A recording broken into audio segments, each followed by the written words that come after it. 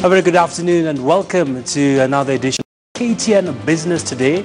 We are coming to you live from our studios here in Mombasa Road, and we'll be speaking to Ken Kishinga, who is a resident in and we'll be taking stock of what has been making headlines in the business world this entire week from the CVK, talking about 6.2% achievable growth in the second quarter of this year. We'll be putting some of those questions to him here on the program. Over and above that, we'll be having the trading bell coming up after actually 30 minutes from now, where we'll be speaking to the Chief Executive Officer for the Longhorn Publishers, and he'll be talking to us in depth about matters to do with how the publishing sector continues to perform in the country and what are some of the quick gains that they are looking at here on the program. Well, my name is Abi Agina. Time to take you through some of the top stories in the business world. We start off with the Purchasers Managers Index, I beg your pardon. The latest PMI index for the month of July shows that growth in Kenya's private sector has lost momentum as expansions in output and new orders is to the slowest rates in 8 and 6 months respectively.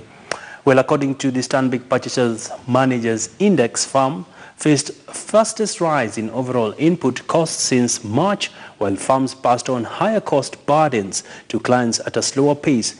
The seasonally adjusted PMI fell from 55 points in June to 53.6 points in July.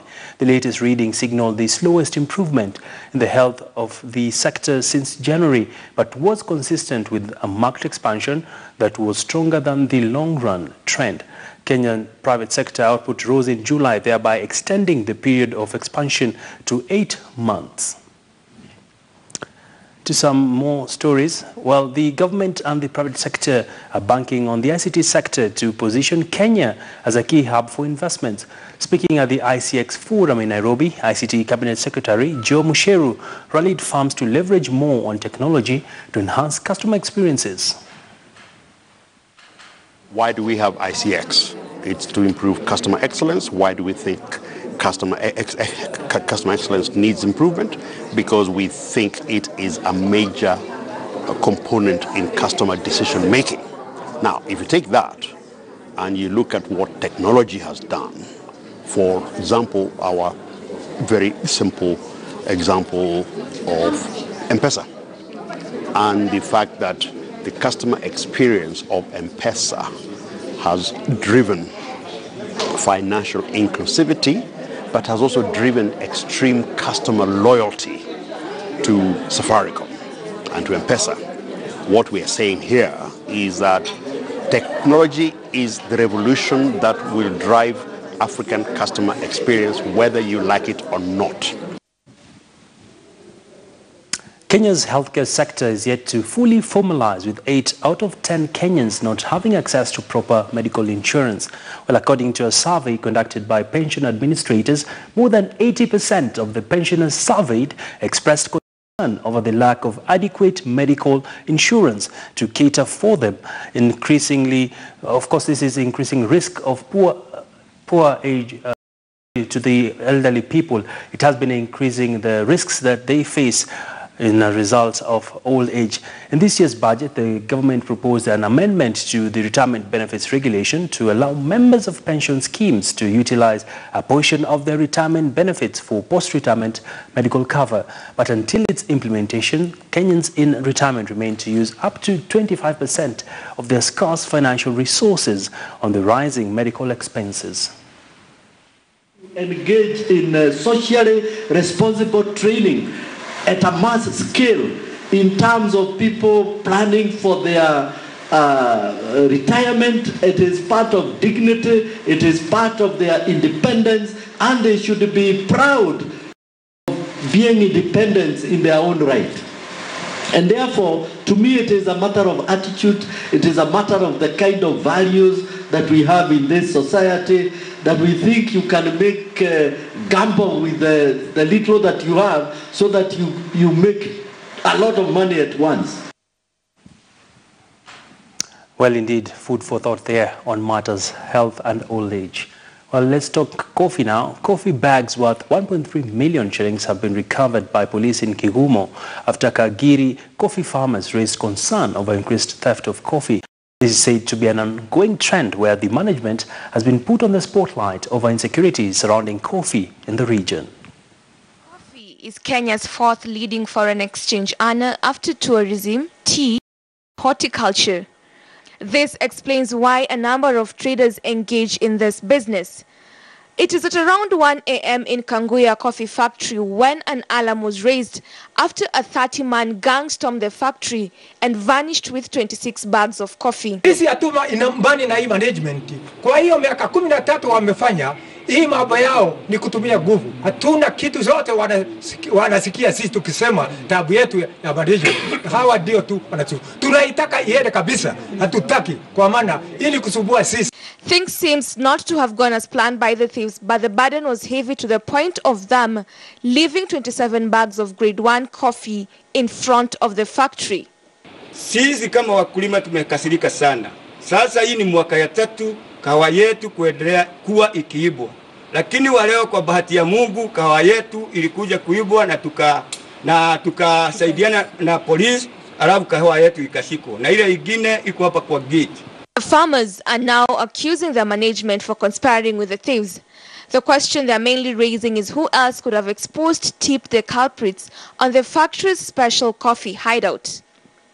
The farmers are now demanding for a new management. Hii management hatuna haja nayo. Mtuondolee kwa sababu sisi sote hatuna mapesa kwa banki. Ati mtu wote uli anasaguliwa hapa awe na milioni 1. Sasa sisi wakulima na ni wakulima wadogo tutatoa wapi milioni 1 ndio tusaguliwe? Before the theft at Kangiri, 3 other coffee factories had been raided. Irati, Kangurumai have fallen victims. The police managed to track down the culprits who left the vehicle that was ferrying the stolen coffee along Kiangoro-Gadhara Road. The vehicle was driven to Kinguma police station. The owner of the Mitsubishi lorry KSZ 943B is a prime suspect, as Kiguma police boss explains. Wale waliokuwa na lori walitoroka. Na kulikuwa usiku wakakimbia, so hatujapata mshukiwa kufikia sasa, lakini tunafanya bidii ili tupate mshukiwa, sababu hiyo lori labda lazima kuna wenyewe kuna wenye lori. Julie Owino, KTN News. Indeed, a sigh of relief for the coffee farmers there. Well, let's talk technology now, and of course in the automobile industry, as innovation continues to rise in the market, Toyota Kenya has unveiled a new Toyota Rush. This is said to be one of the country's top competitively priced full-feature SUV, targeting existing owners and new buyers. Well, this comes even as more and more cars continue to be rolled out in the market as the competition continues to heat up.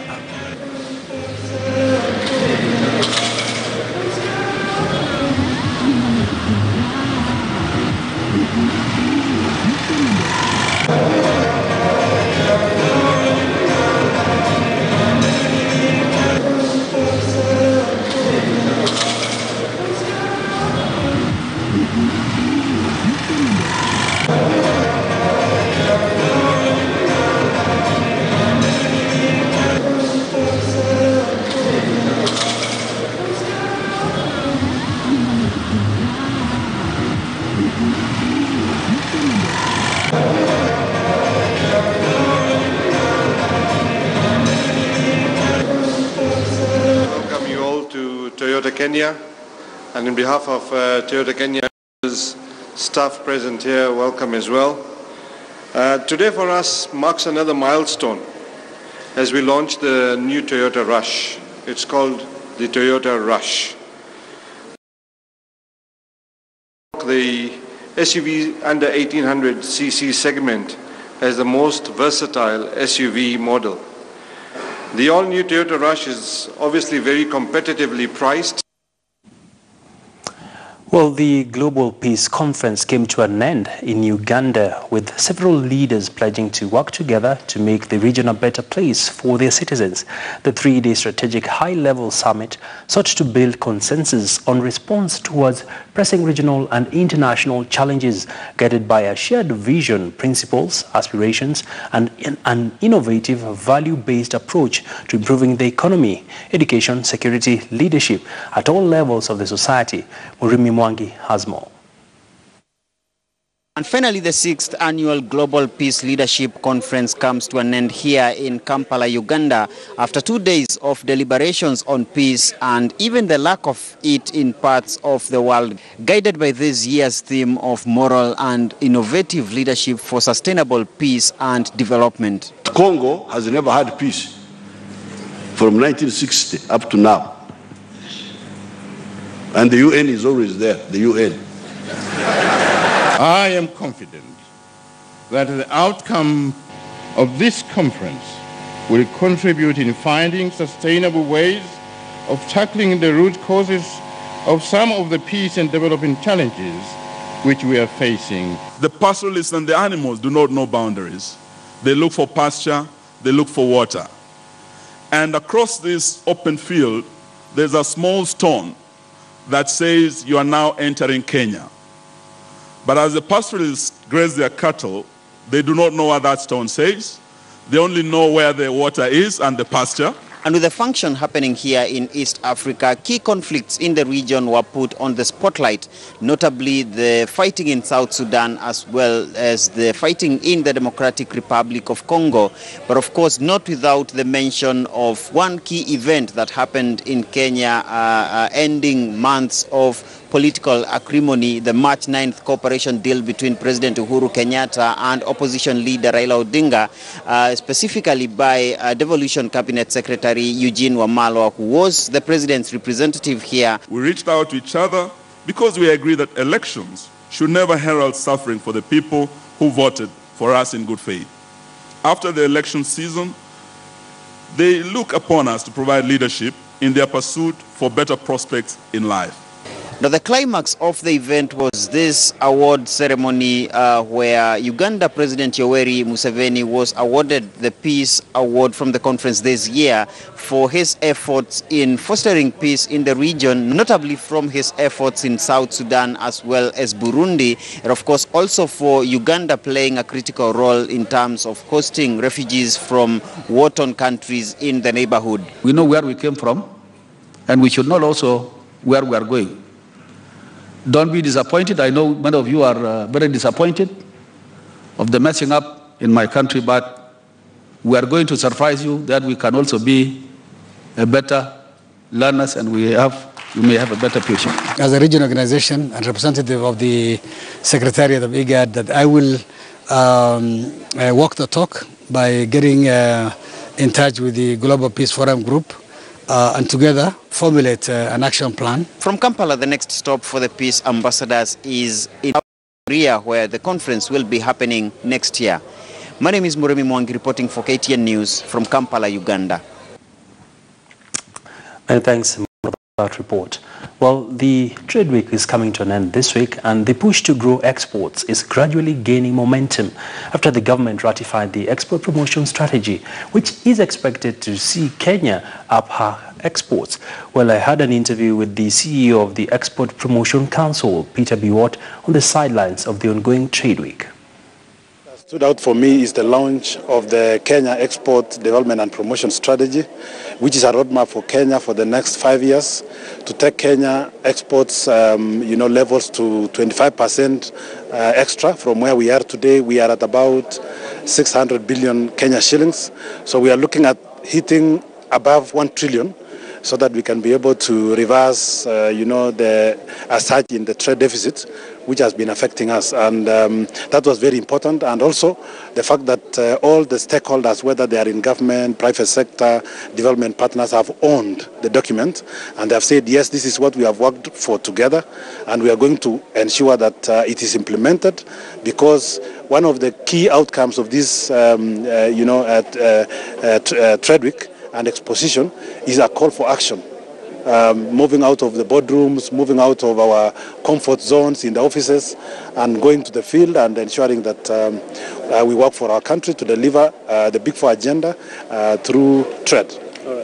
And one of the things that the EPC has been really trying to push is diversification. and of course showcasing what we have to offer as a country.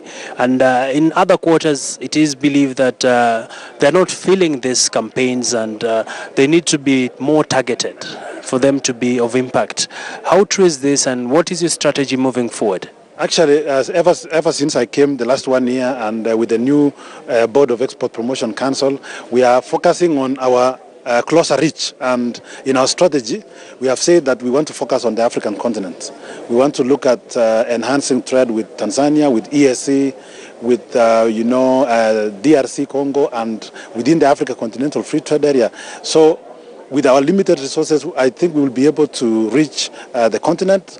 We've just come from Dar es Salaam. We had a big fair there, and some of our big companies were able to showcase. We had Bidco, we had New KCC, we also had True Foods, and we had about 15 small medium enterprises from Kilifi County, from Tana River County, from Kwale County, from Nandi County. So what we are doing, we are looking at the county as a base of production and linking the counties through the national office to the African or regional markets. So we want to have a strategy, and I think the implementation of the export strategy that has been launched today by the President is taking a all of Kenya approach. So as EPC alone, we can't deliver. We must partner very closely with members of the private sector, and that is why today here you will realize that in this exhibition here, which EPC was organizing as part of the State Department for Trade, we have agencies of government who support and facilitate exports. We have KenTrade here, we have Kenya Investment Authority there, of course the EPC ourselves, we are here, and then we have agencies who are focusing on capping illicit trade, because the theme of this trade week and exhibition is actually powering trade, powering the Big Four agenda through trade. And we are looking at various topics. The strategy, we are looking at curbing illicit trade, we are looking at matters of market access, then we are looking at how can we make our exports competitive. So here you will find that we also have the big companies. At the far end corner, we have, we have True Foods. We also have KCC here. We have also counties. We have Nyandarua County. We have Nyeri County there.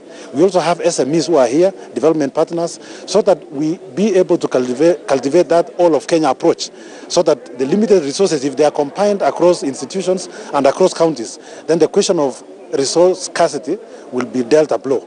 And I think this way, when we have smart strategies, when we work smart rather than working hard, then the country can be able to achieve our targets in the manufacturing sector, in the food security sector, and as I said, Africa is the place to watch.